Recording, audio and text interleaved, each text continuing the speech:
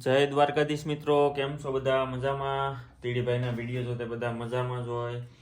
તો ભાઈ આજ સવારમાં હું લેપટોપ લઈને બેસી ગયો છે અને વિડીયો બનાવવો છે ભાઈ. જે મિત્રો જર્મની આવી ગયા હોય એની માટે, અને ભાઈ જેને આવવાના હોય એની માટે તે જો અહીંયા આવીને જેને વિઝા પૂરા થતા હોય અને અપોઇન્ટમેન્ટ લેવાની હોય તો ભાઈ 2025માં નવી સિસ્ટમ આવી છે અપોઇન્ટમેન્ટ લેવાની.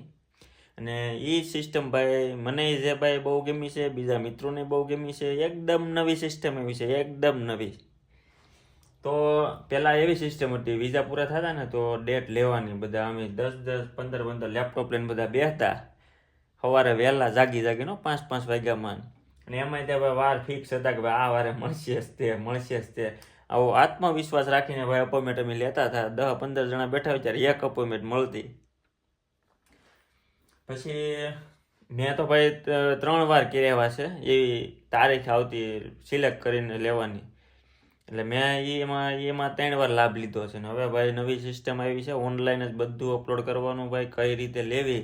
આજ ભાઈ હું તો લેપટોપ લઈને બેઠો છે, એકદમ નવી સિસ્ટમ હો ભાઈ. તો ભાઈ આજ તમને કહું કઈ રીતે અપોઇન્ટમેન્ટ લેવી. જેને ભાઈ વિઝા પૂરા થતા હોય એની માટે, સ્ટુડન્ટમાં છે એને. અને પાઉસ વિઝાનું તમને હમણાં કહો એમાં થોડુંક અપડેટ આવે છે, પણ તોય જોકે પાઉસ વિઝાવાળો તો મારે પ્રોબ્લેમ છે કઈ રીતે લેવી. પણ બધા બીજા મિત્રોને પૂછી અને જે રીતે એણે કીધું છે એ તમને હું હમણાં કહું. પહેલાં આપણે આ સ્ટુડન્ટનું જોઈ લઈએ. પહેલાં હું ઝૂમ કરી દઉં એટલે તમને બતાવી.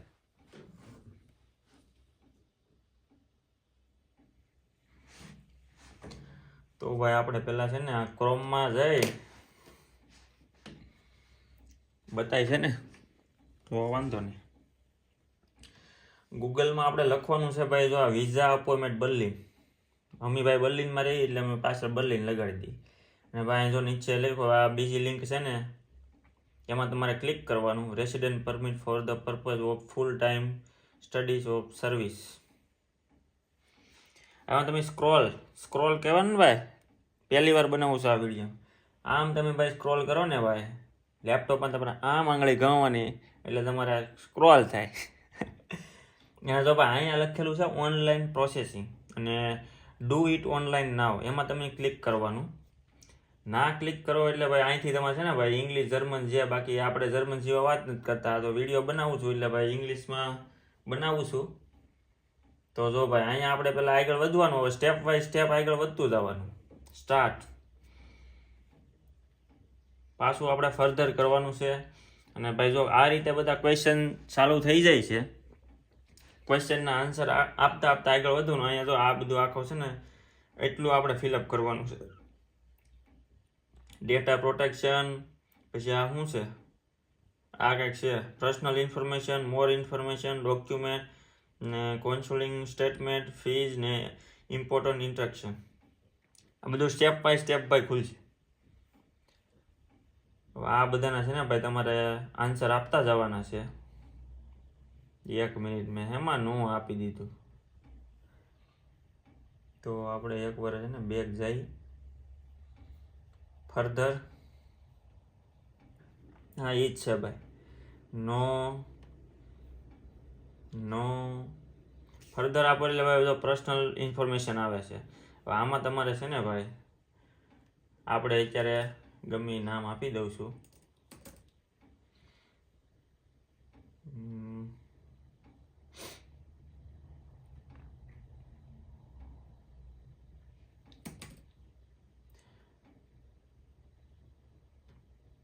ભાઈ તમારું જો ફર્સ્ટ નામ છે, સરનેમ છે, તમારું ભાઈ જન્મ છે ત્યારે શું નામ હતું, બર્થ ડેટ છે, પ્લેસ ઓફ બર્થ, ક્યાં જન્મ છે, તો કન્ટ્રી ઓફ બર્થ ભાઈ કયા કન્ટ્રીના છો.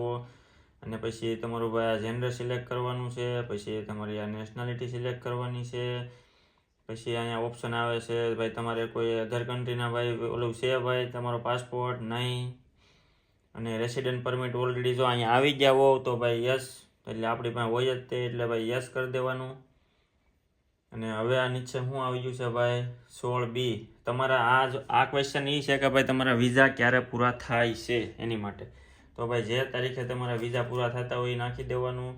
અને ભાઈ તમારે આમાં વિઝાનો નંબર હોય, વિઝાનો નંબર નાખી દેવાનો. તમારું ઈમેલ એડ્રેસ નાખી દેવાનું. પછી પાછું ભાઈ કન્ફર્મેશન માટે બીજી વાર ઈમેલ નાખવાનું. તમારો ફોન નંબર નાખી દેવાનો. પછી તમારું ભાઈ જ્યાં જર્મનીમાં એડ્રેસ હોય એડ્રેસ નાખી દેવાનું,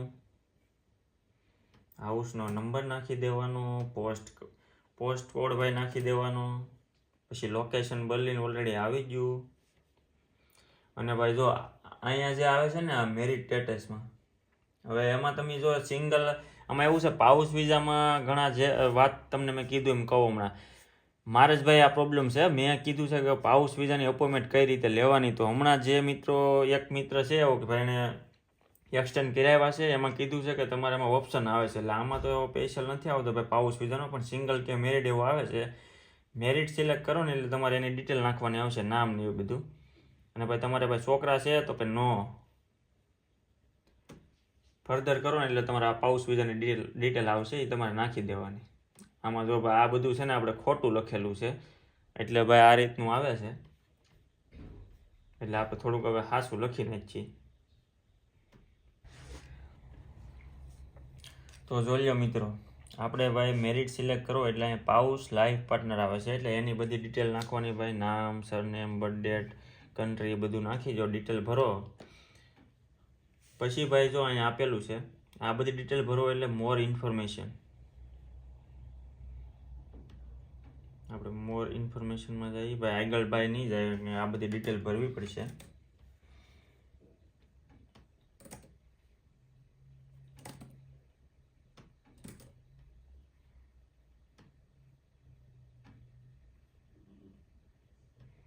कंट्री सिलेक्ट कर ली भाई, जेंडर सिलेक्ट कर ली, नेशनलिटी सिलेक्ट कर ली,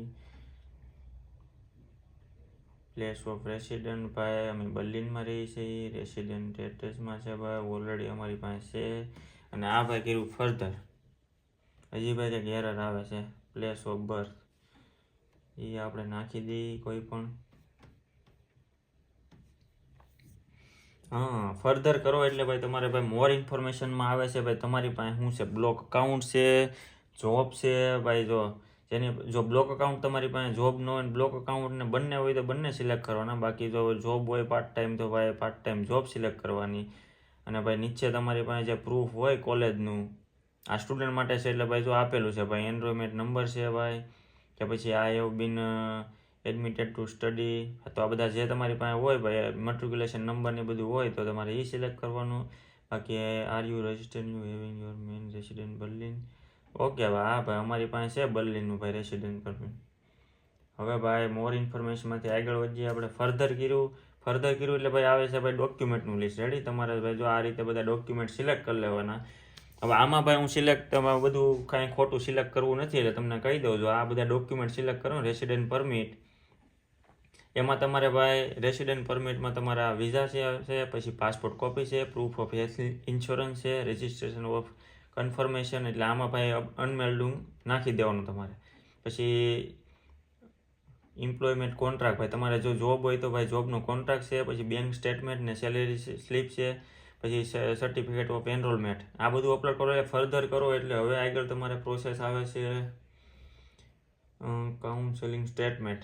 એમાં તમારે ભાઈ પછી આગળ વધો ફર્ધર એટલે પછી નીચેથી બીજા સ્ટેપમાં છે ફીઝ, અહીંયા જો આપેલી છે ફીઝમાં ઓપ્શન આવશે તમારે, ઓલરેડી આ 93 યુરો આવશે તમારે ઓપ્શન. તમારે એવું કાંઈ સિલેક્ટ નથી કરવાના ભાઈ. ઘણા પહેલાં એવું હતું કાર્ડ આપતા કોકની પાસે 100 માગતા, અને મને બધા એમ કહે છે અમારી પાસે 100 યુરો માંગ્યા છે. મારે તો જો કે ભાઈ આની પહેલાં કાર્ડ છે 93 યુરો જ આપ્યા છે મેં, ખબર નહીં પછી ઉંમર વાઇઝ હોય કે પછી આમાં એમ કહે છે કે ભાઈ ઉંમર વાઇઝ લાગે છે એવું જોઈએ આમાં.